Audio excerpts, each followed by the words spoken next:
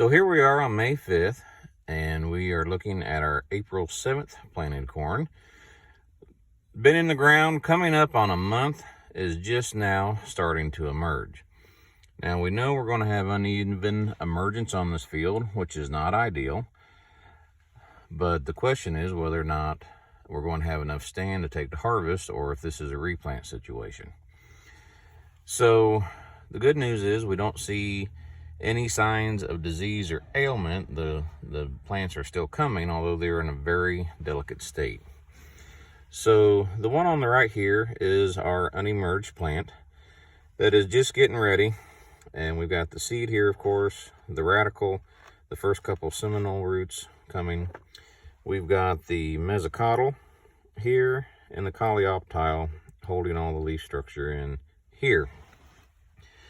And one of the big dangers right now in the cold temperatures, as this morning it's down in the low 40s, is this coleoptile becomes very brittle.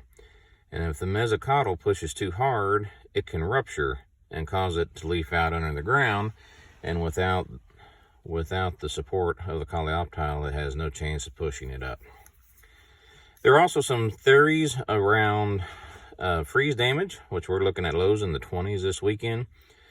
That if this structure is damaged by freeze, it could cause corkscrewing, because the cells on one side may die, the cells on the other side will continue to grow, which would cause that to wrap around.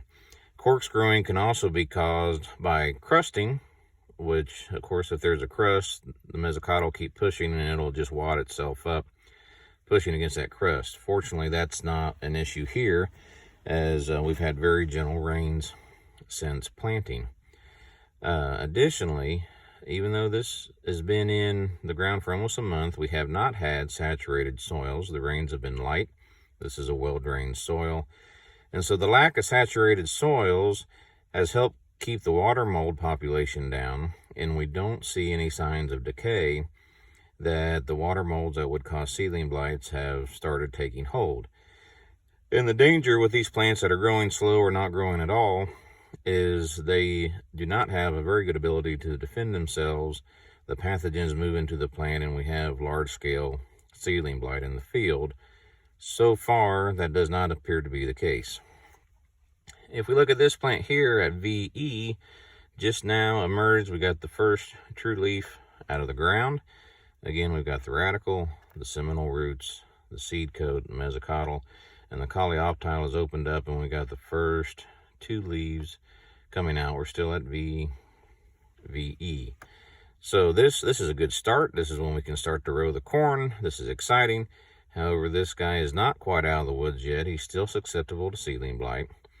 And the biggest step for this plant yet is to put on that first set of nodal roots and stand on its own and wean itself from the seed. There's only so much energy stored in this seed, and that's got to be enough energy to get this root system established, get the plant out of the ground, and to about V3. And what we'll see at V3 is the first real set of nodal roots developing here, and that's when the plant can wean itself off of the energy within the seed and start taking up nutrients on its own.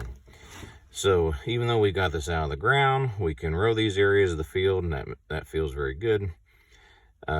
But we don't have a root system underneath it yet to sustain it. And if the cold weather lingers on, and this takes longer than it should, we're